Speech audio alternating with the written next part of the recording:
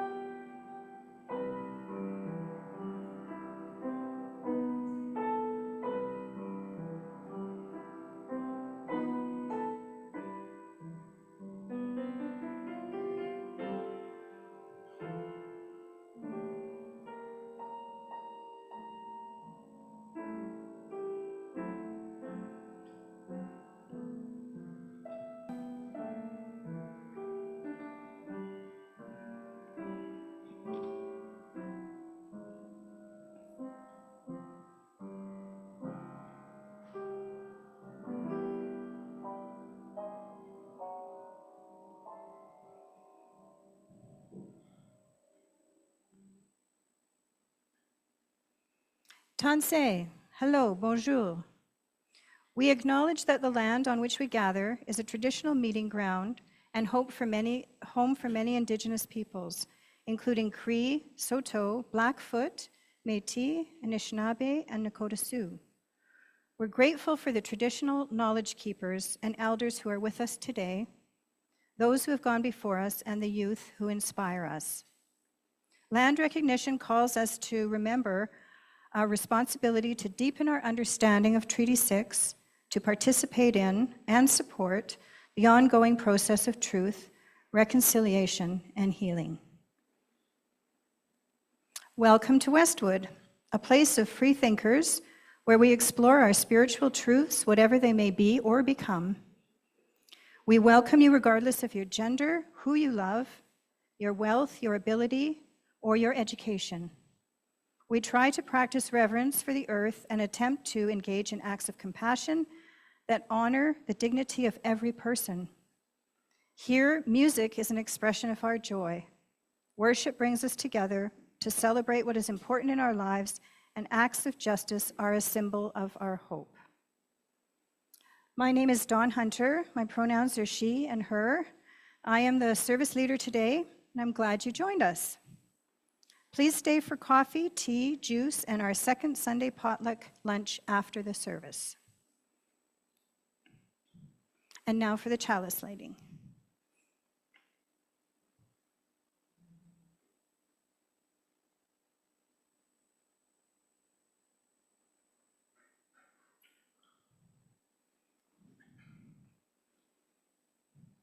Weavers of One Story by Leah Ongiri.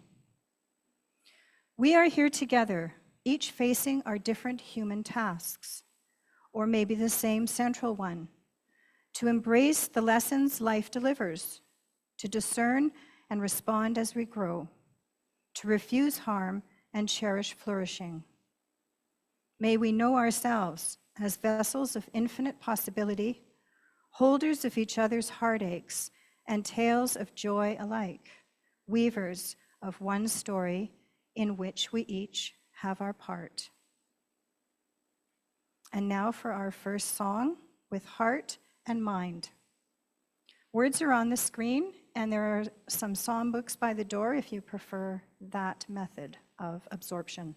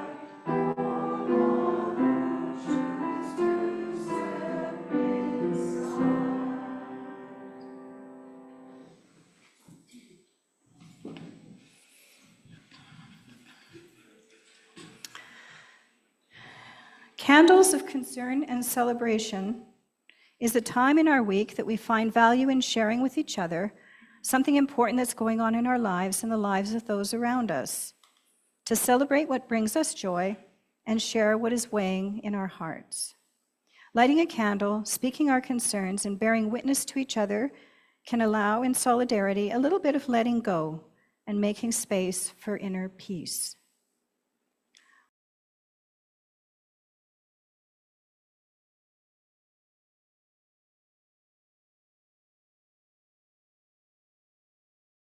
I will light one final candle for those who wish to hold their concerns and celebration in their hearts. And then we'll sing our affirmation.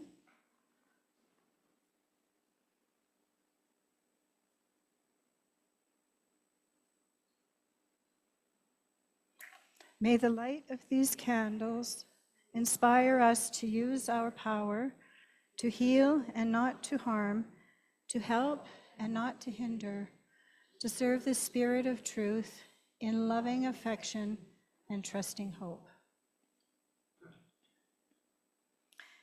Each week during our Sunday service, we take a few minutes to acknowledge the gifts we both bring to and receive from this compassionate community.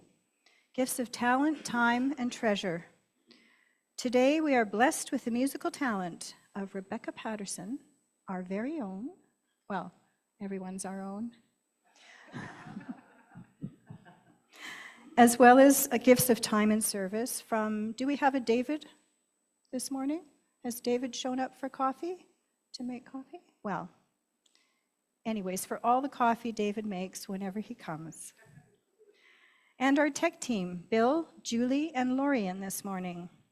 If you wish to make a gift of treasure, the information for doing so is on the right hand of this slide.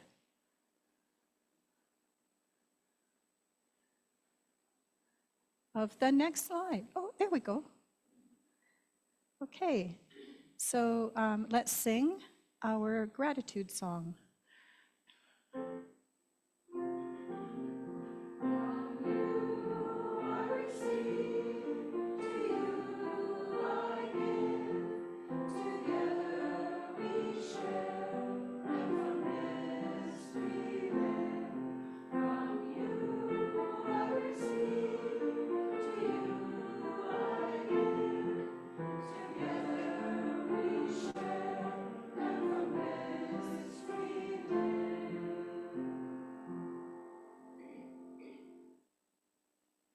And now we have our second song, Be Ours, a Religion. And please rise if you wish, or sit if you desire.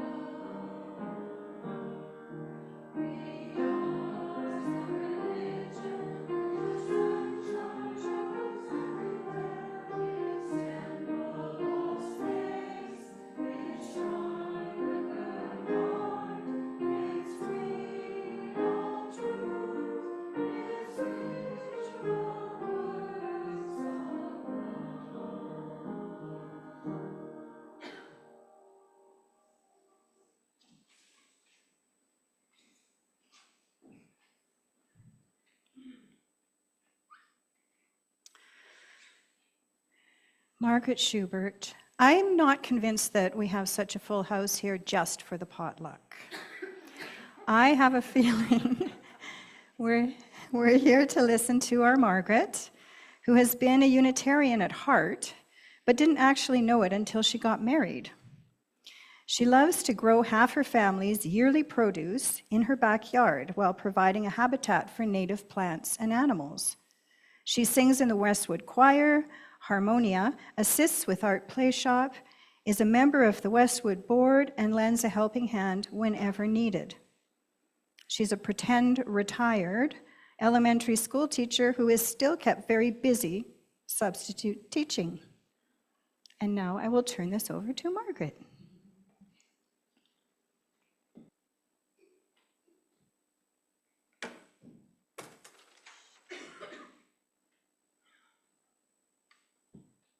Good morning. Okay, so what is Unitarian Universalism? It isn't exactly a well-known religion, nor is it easy to describe to others, let alone to ourselves. And for the sake of this service, I will refer to Unitarian Universalism typically as one religion, unless I refer specifically to one or the other. It is my hope that you will gain some new insights into our religion that will also allow you to personalize even further what Unitarian Universalism is and what it means to you. To start off with, I want you to turn to someone next to you or near you, and I want you to take a couple of minutes to explain what you know about Unitarian Universalism. You may also choose to listen to someone. And on the next slide, we have the questions. So if you could discuss the following questions: how do you define or describe Unitarian Universalism? And what does Unitarian Universalism mean to you and to the wider community? So I'll give you about a minute. Yeah.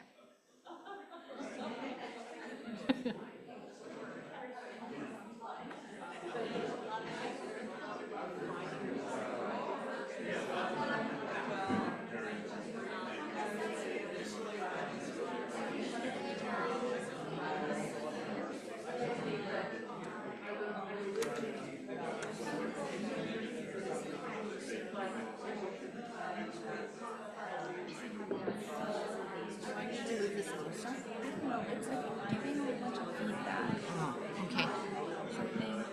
Okay. Okay.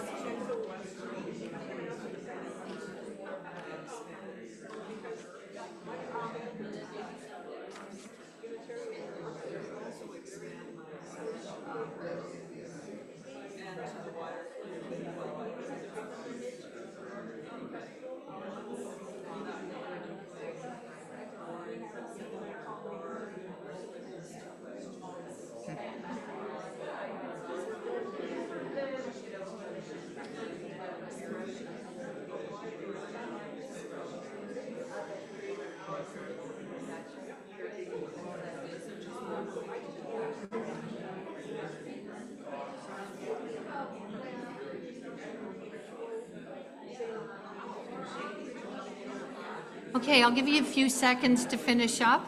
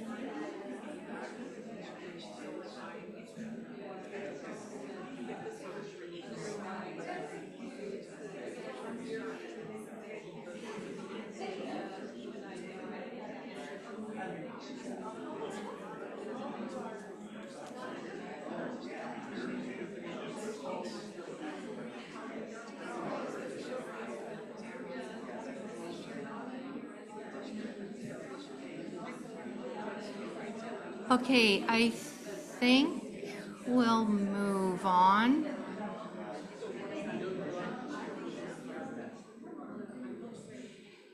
At the end of my talk, we'll go back to these questions, slightly altered. And I had no idea that these questions would generate so much conversation. That's great. That's good. Okay. Is there anybody who has a real deep down need to share what they were talking about? Maybe just making a couple of points. We're good. No, is there anybody on Zoom who wants to share anything? All right, I'm going to move on then.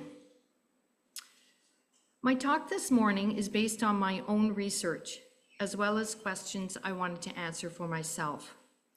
This presentation is a layperson's perspective and by no means an expert account. I will present general information about Unitarian Universalism, which may be directly or indirectly linked to our specific community here at Westwood. So in order to talk more about UUism, I would like to give a brief overview of the definitions of Unitarian Universalism, a brief history of UUism, where and when it developed, and the spread of UUism to North America, as well as how it is practiced today.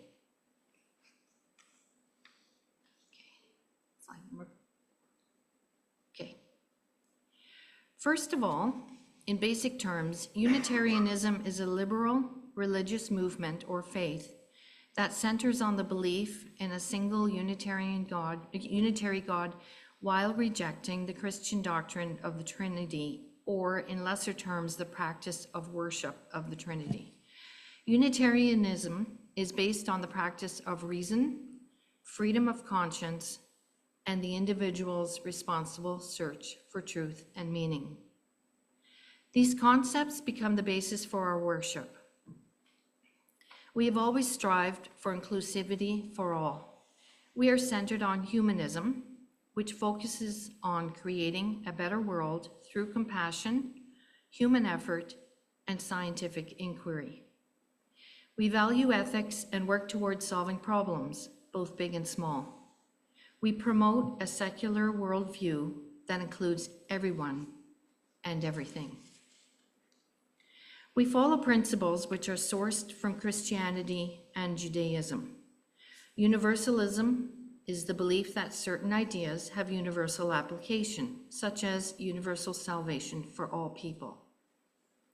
Universalists adopt the existence of universal ethical standards for all humanity in a philosophical belief, which I may add, we strive to put into practice as well as we can. In short, in reference to the development of UUism from its earliest days, UUism has its roots dating back to people professing the rejection of Trinitarianism. The idea that God, being the Holy Father, the Son, and the Holy Spirit were all one, and thus the development and the following of Christianity did not strongly suit everyone's beliefs. I've chosen 4 people, among others, who were well known as reformers. John Calvin was a French theologian and pastor, noted as a reformer during the Protestant Reformation, which began in 1517. He emphasized key concepts such as God's absolute sovereignty and that you could attain salvation through faith alone. The Reformation planted the seeds to reconsider the dominant strict religion of Catholicism at that time. Michael Servetus from Spain was a physician and a theologian who challenged the doctrine of the Trinity. He argued that the Trinity was not highlighted in the Bible. He was eventually executed for his heresy. Ferenc David was the founder of the Unitarian Church of Transylvania. He led the movement of religious tolerance. He considered Jesus to be a prophet to be followed, not worshipped.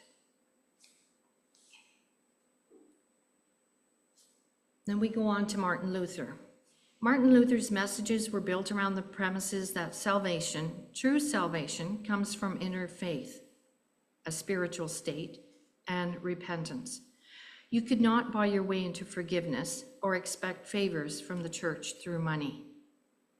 Similarly, Martin Luther encouraged giving to charity rather than giving money for indulgences. These acts would actually be considered much more humanitarian rather than the Christian belief that the power of money would absolve you of your sins or guarantee eternal salvation. The questioning of Christianity as a Trinitarian belief, the Father, the Son, and the Holy Spirit, as it existed then, and giving a tithe or a set amount of money to donate, set the wheels in motion for the development of Unitarian Universalism. In the meantime, during the 1500s, in Poland, Hungary, and Romania, or more specifically Transylvania, which is the central part of Romania now, movements that were and still are rooted in our UU principles began to take hold. The first and continuous Unitarian Church began in Transylvania in 1568. A decree of religious tolerance was issued by King John Sigismund, which permitted the first Unitarian Universalist Church to be constructed. The movement of religious tolerance was led by Frank David. This original church is still in existence today. Incidentally, another church in Poland was also established around the same period of time. However, it only survived as a religion for a very short period of time, just to begin again centuries later in 1967. The introduction and sanctioning of these churches proclaimed the right to religious freedom in Europe and allowed churches to choose their own preachers.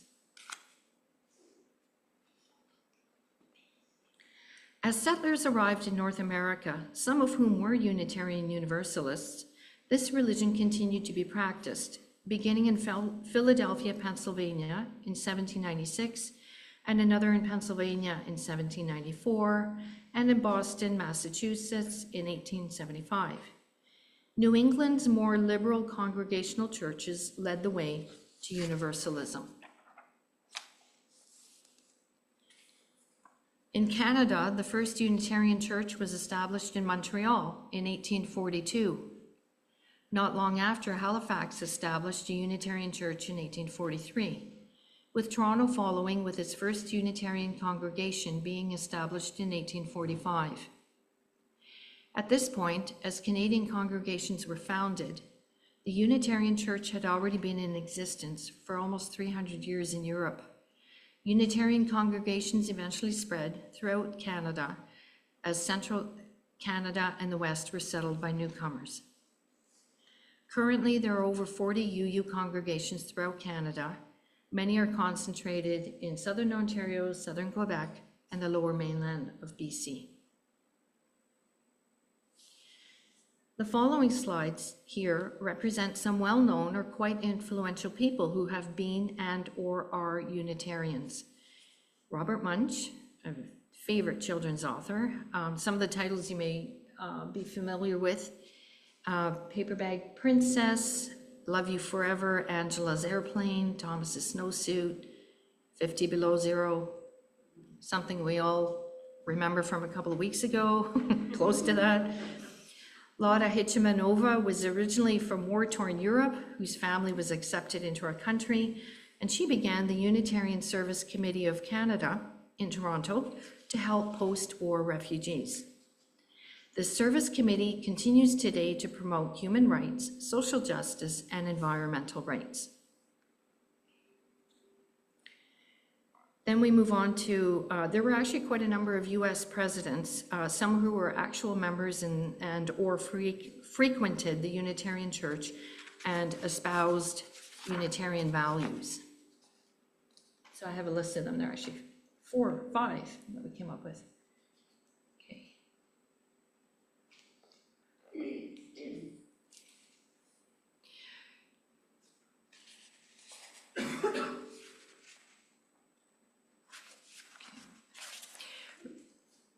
Okay, regarding Pete Seeger, we've had many services led here by Rob Wisnura, who delved into the activism and music of Pete Seeger. And many of us have sung songs along with Rob while he strummed his guitar during these services.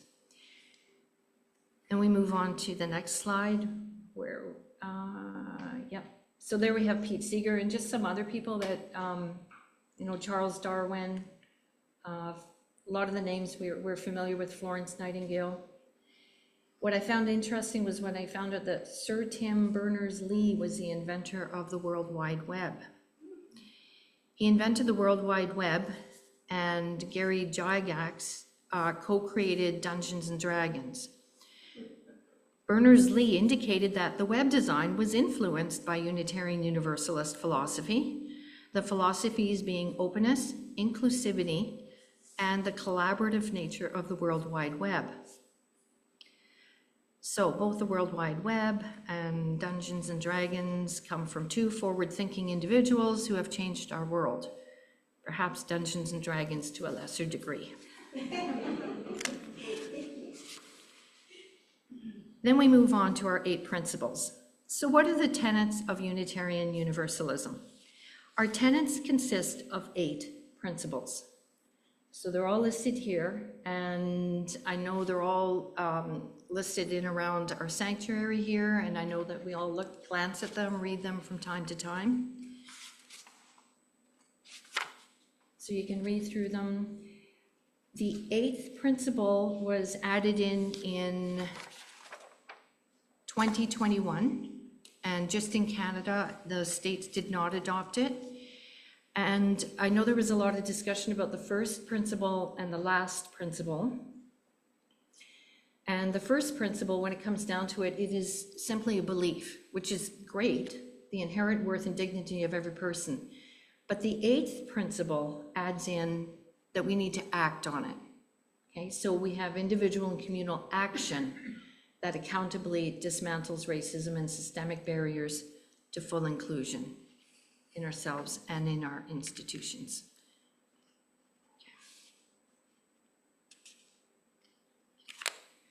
The next one we have is our sources. So our living tradition that we share comes from sources that are based on Judaism and Christianity. Some of the words that stand out are transcending mystery and wonder, and just last week we had a service just on wonder. And so the renewal of the spirit and an openness to the forces which create and uphold life. And justice, compassion, transforming power of love, humanist teachings. And the last one I find we do quite well here at Westwood, the spiritual teachings of earth-centered traditions. We celebrate winter solstice, summer solstice, and we have a water ingathering beginning of September. We've also had extensive presentations about our Indigenous peoples so that we could learn much more about their past to better understand their ongoing struggles. Incidentally, the Unitarian churches throughout Canada were never involved with residential schools. More than likely, our first principle, being the inherent worth and dignity of every person, would have been the main driver to promote our Indigenous peoples to continue living their lives in peace while continuing their own traditions and spirituality. Our religion was not part of colonizing our First Nations, Métis, or Inuit peoples.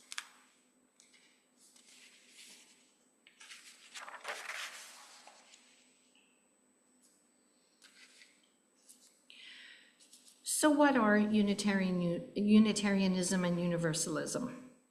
And why do people seek out or investigate Unitarian Universalism? People from diverse backgrounds, including diverse religious backgrounds, may be seeking acceptance, community, and/or spirituality, or simply a religion based on one's own growth in truth and meaning. Others may be searching for a connection to something bigger than themselves, outside of the belief in the Trinity, while others may be struggling to reconcile faith with intellectual and ethical questions. In Unitarian Universalism, no one preaches to you what you need to believe.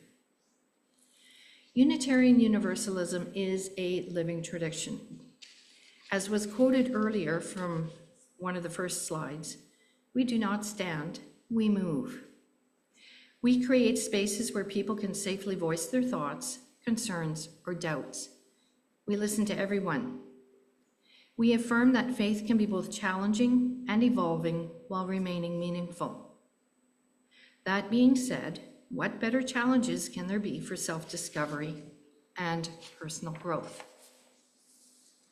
We, as Westwood community members, friends, and visitors, encounter ethical and intellectual ideas that may also provoke questions, which in turn lead to meaningful discussions, particularly during coffee time, our potlucks, or in particular during our serendipity services. Our ways of thinking and our ways of leading our lives evolve while resorting to Unitarian Universalism as a framework. We are a compassionate community of free religious thought where people come together to rest, grow, and serve the world. We are Unitarian Universalists.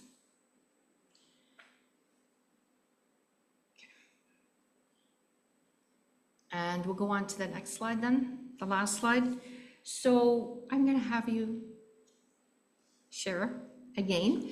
And I have some questions here. So name some ideas that are takeaways about Unitarian Universalism, something that maybe stood out, something that you learned that you didn't know before. And what as a community do we do exceptionally well? And how do you see yourself as a Unitarian Universalist? And what are you still wondering about? All right, so I'll give you a few minutes to share again. Go ahead.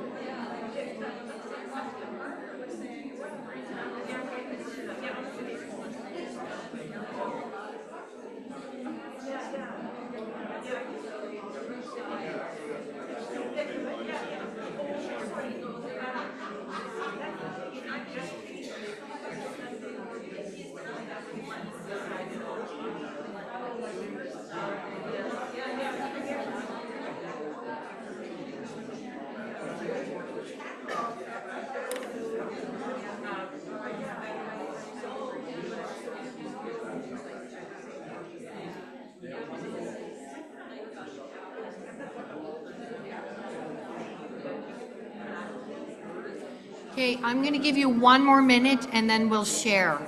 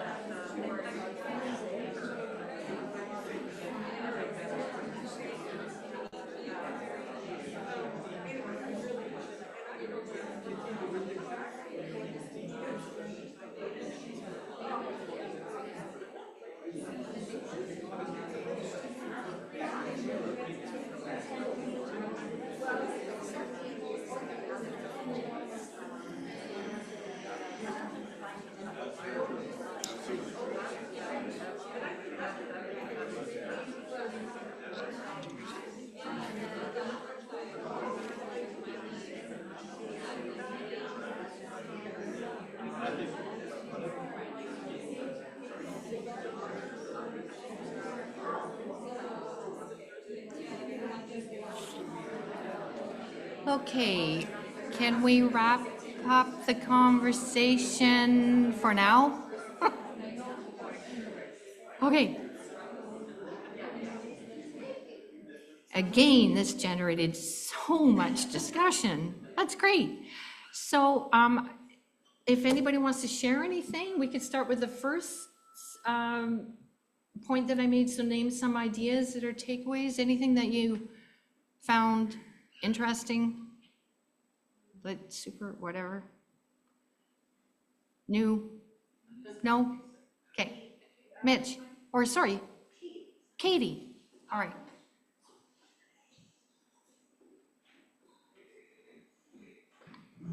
I thought it was interesting how the inventor of the World Wide Web was a universalist, and I thought it was interesting that creating the World Wide Web was inspired by Unitarian Universalism. I just think it's interesting because on one hand, I can see where he's coming from. On the other hand, it creates a lot of division, you know? Right. So if I remember correctly, when I read about him, he wasn't a Unitarian to begin with. But after he created the World Wide Web, he went, oh my goodness, he came across Unitarian Universalism and he went, oh my gosh, that's what Unitarian Universalism is about. And so I can't remember if he actually became a member or not, or but he certainly adopted, or any of the 8 principles also in his life then. Yeah. I thought that was really cool too.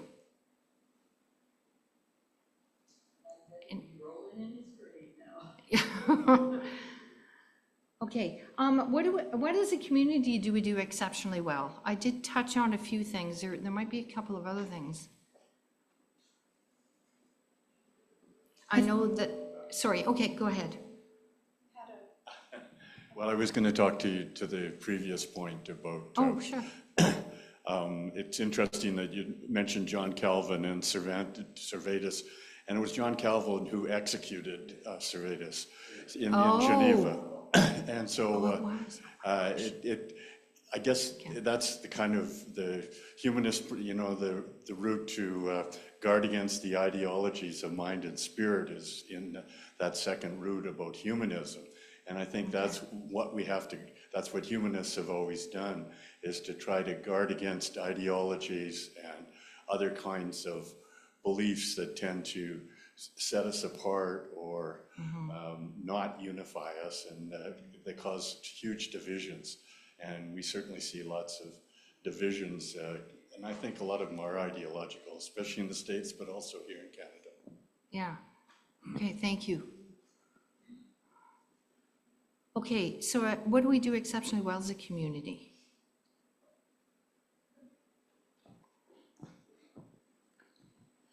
I think we make who we are known really well. We have our principles and sources on the wall. We use rainbows to show hope and inclusivity. And you can come in and kind of get a sense of who we are.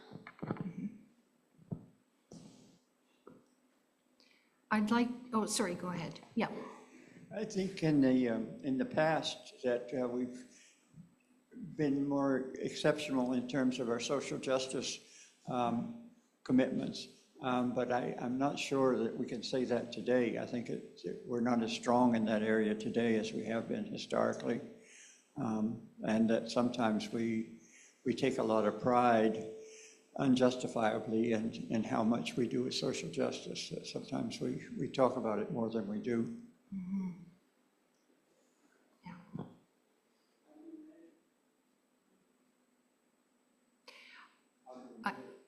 I would like to add in that Lindsay has basically redone the plantings in around our garden, like the garden area and the landscaping and along the sides and around the front with native plants. And I think that is another thing that makes our community here stand out.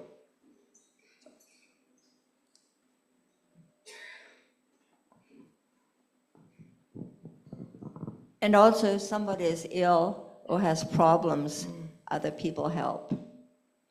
We sort of get together and help each other. Yeah, the Compassion Bank, right? Yes. Yeah. Okay, and how do you see yourself as a Unitarian Universalist? We can skip over that one if you like. But is there anybody who really wants to share their ideas on that, or an idea? All right, what are you still wondering about? Anything? Why aren't there more of us? Oh yeah, good question. Are we going to survive? Yeah. I'll never forget reading about Unitarianism. I can't remember the title of the book that Reverend Philip Hewitt wrote. And the one line that really stood out in it was, most people are Unitarian, they just don't know it. Right. Right, okay.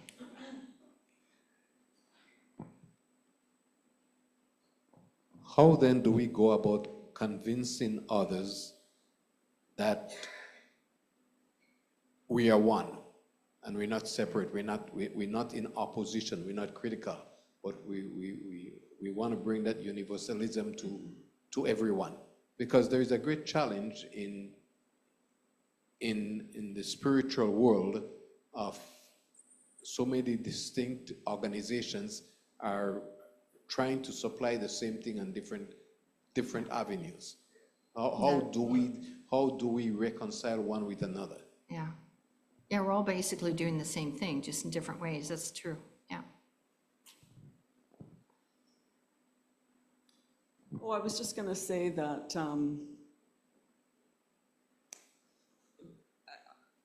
thinking about evolution and with people who are frustrated perhaps with many aspects of fundamentalist Christianity, there is an opportunity, I think, for Unitarian Universalism to offer another level or another place for people to go to.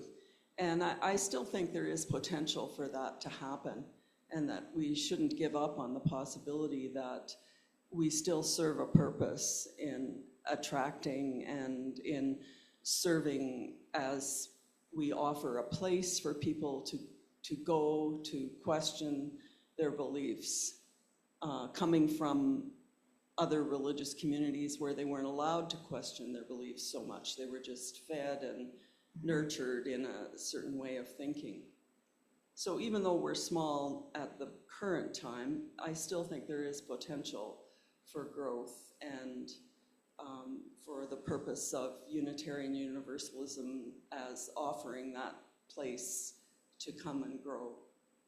Mm-hmm. Thank you. I've recently come across some reading that in the news that a lot of younger people are searching out religions again, to start going back to church. You know, maybe the parents stopped going, or the grandparents, and they're searching for community. So we have hope. Okay, and we have a Zoom speaker. All right.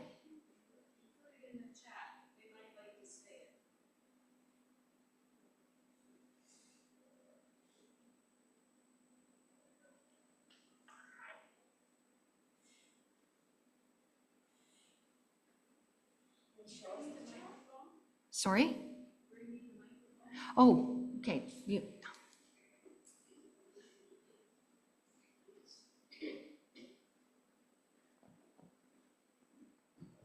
Some of the people on Zoom had put some things in the chat, which I think we should share.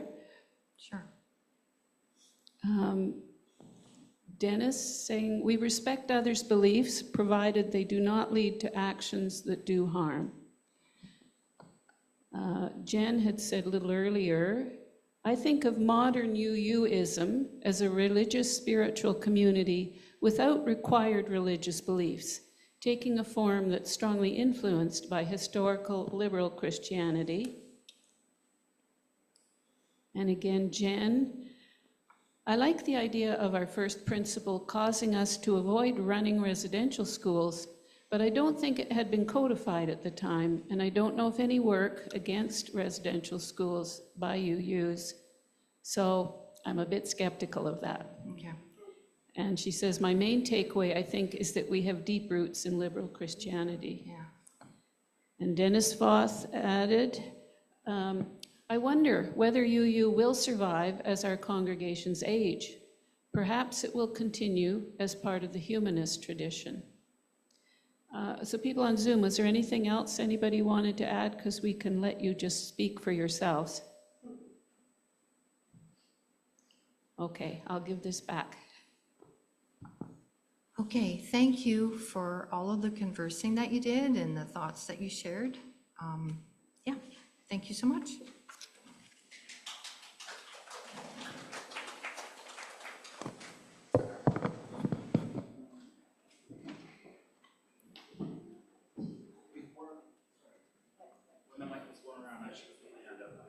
I'm just going to add, I've been running upstairs and downstairs doing coffee and stuff.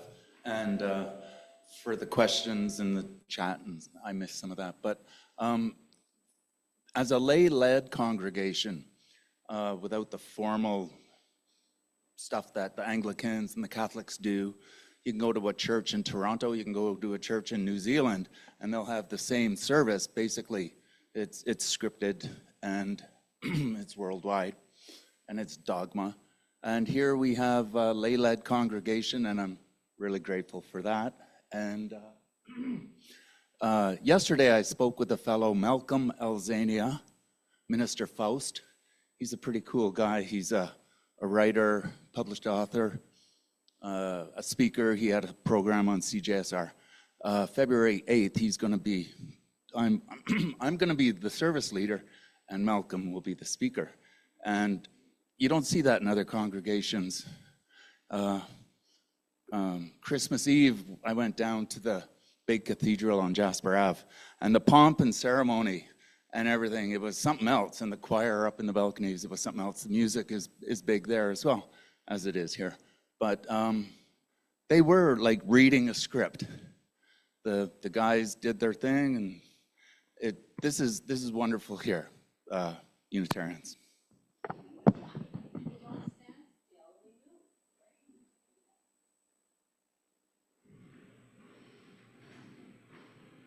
And now we have our final song, The Fire of Commitment.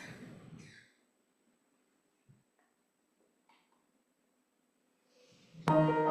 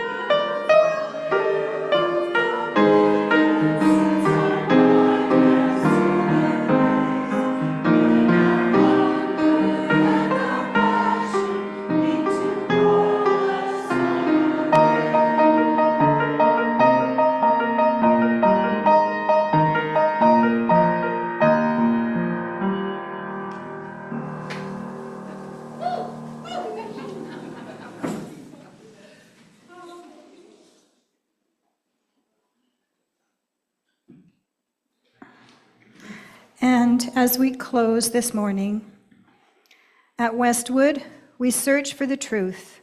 We are believers. We believe in intellectual freedom. We believe in justice. We believe in compassion and concern for each other, our communities, and the whole world. We believe in commitment to those ideals which make us caring and active in the struggles for human dignity. We are Unitarian Universalists, by John M. Higgins. And before our postlude, I just wanted to mention that next week we have a serendipity service, and the topic is wonder. And we'll also have Harmonia there, which is unusual. It's a bit of a hybrid that we're going to test out on you. So please come and let's see how it goes.